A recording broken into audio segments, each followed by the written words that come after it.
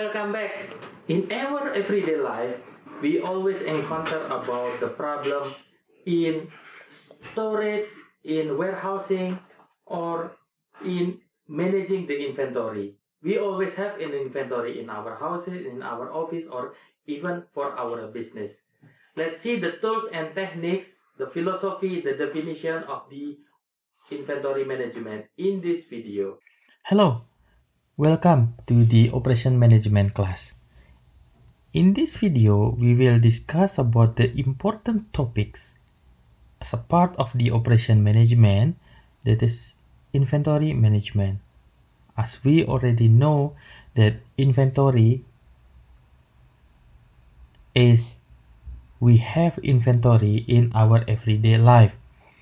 In our houses, we keep many inventory items, and in our business also we put many inventory, many type of inventory that is used for production to make our production run smoothly. In this video and the other video ahead, we will discuss about what is actually inventory is, and then we also will discuss about the technique and method that is used for inventory management. Let's discuss in this video about the basic definition of the inventory. The inventory management, purpose of inventory management is to make a balance or strike a balance between the inventory investment on the one side, inventory investment, and the customer service at the other side. If we see that at one side, what the customer want is high service level. That means that anytime they want, it is always available. So it means we have to put as much as inventory as possible to keep the customer service level is high. But on the other hand, when we keep the inventory is too high, this is our investment actually. This is our money that keep it in there. So actually for the company, it is better to keep the inventory as low as possible. So this is kind of like a conflicting objective between maintaining the high customer service and maintaining the low inventory is a investment. That is why we need to learn the inventory management. The function of inventory, there are several functions of inventory. I can mention several of them. One is to decouple or separate various parts of the production process. As we know that if there is several production process going on from, for example, station A to station B and then to station C, there is a continuous process like this one. If there is a disruption or trouble at one side, for example at station B, all this line will be stopped.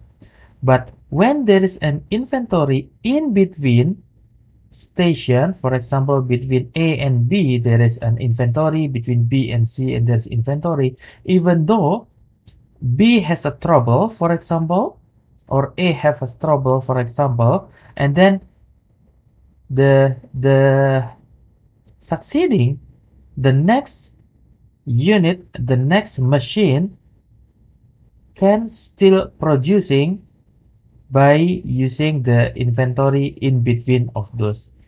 If B broken, then C still can continue the production. This is what we mean by decoupling or separate various parts of the production process. It's like it's separate, but actually not separate. The second is to decouple the firm from fluctuation in demand and provide a stock of goods that will provide selection for the customer. Let's continue with this illustration. If there is a demand for the customer or the customer is in here, so the customer demand is in here. When we have the inventory at this stage, even though there is some disruption, in either A, B, or C, we still can fulfill the customer demand. So it is the same also. It's like decoupling the firm from fluctuation in the demand. And then if we have the inventory, we can get the advantage of quantity discount. When there is a quantity discount, we can buy the item cheaper, but we need to buy in a large amount. So the rest of the item, we keep it in the inventory. Number 4 is to hedge against the inflation. This is the same actually with the taking the advantage of quantity discount. So in order to avoid the inflation, so we buy in large amount and then we keep it as the inventory. There are several types of inventory. Number 1 is inventory in the form of raw material, not processed yet, coming from the supplier. The second is work in process. In this case, we already processed some of this material, not yet value added actually. And the third one is inventory for the maintenance, repair, or operating. We call this one as MRO type of inventory. And the last one is a finished good. This is the inventory for the customer. In the inventory, before we go to the sophisticated model of the inventory management, we have to classify the inventory or divided the inventory based on classes. One analysis that we can use in this case is called the ABC analysis. In this ABC analysis, we divide inventory simply into 3 classes based on the financial contribution actually. The class A has annual financial volume. This is high valuable inventory. The class B is in between. So class B is medium annual financial volume. And class C is low annual financial volume. Usually, class A is characterized by having high value but low in volume. Oppositely, this is class C, has low value, but this is high in volume.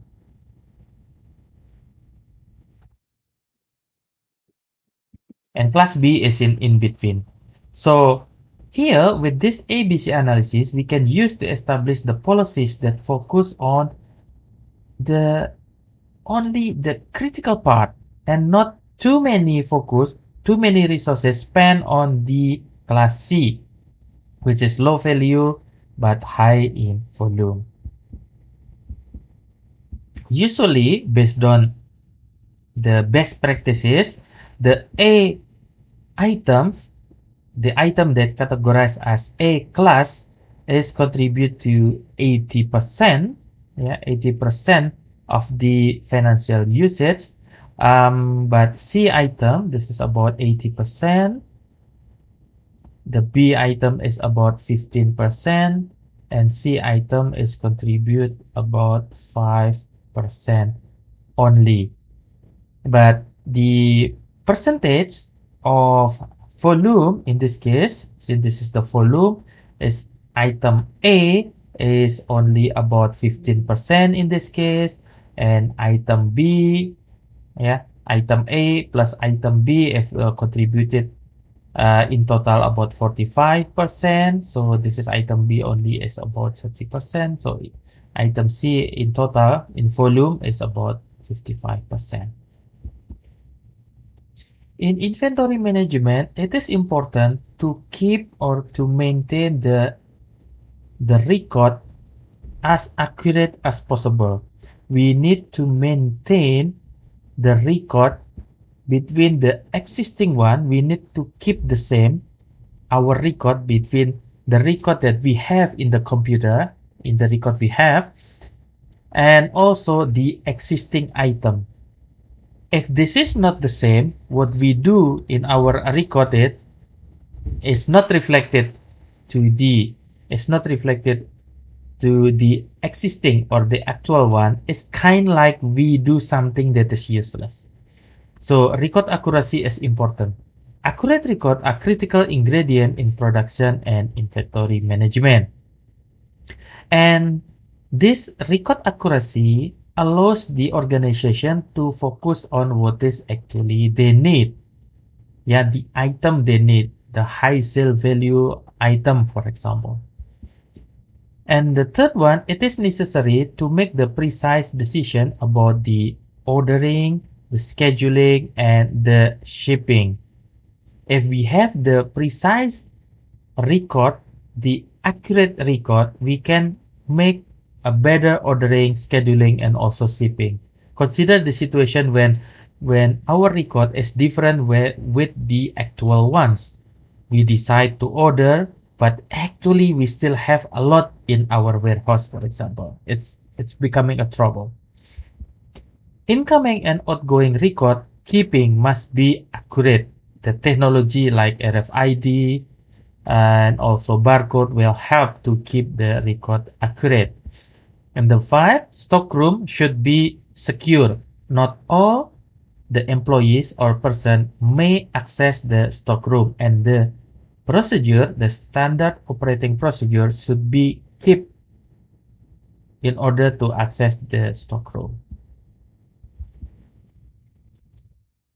In addition, to keep the record accurate, we usually do what we call it the cycle counting. What is that? In this case, items are counted and record updated on a periodic basis. This has several advantages such as number 1 is eliminate the shutdown and interruption. The second is eliminate annual inventory adjustment because we already counted up, not annually, maybe monthly or weekly, so we can keep the accurate record. The third one, train personnel audit inventory accuracy. The fourth is allows causes of error to be identified and corrected soon, not waiting until 1 year. And 5 is maintain the accurate inventory record. So this is the main contribution of the cycle counting. We can do cycle counting based on the how fast the inventory turnover is. So that is all about the introduction for the inventory management. In the next video, we will discuss about the model, yes, several quantitative model in inventory management. See you in the next video. Thank you so much for joining me in Learning Operation Management. See you again in the next video.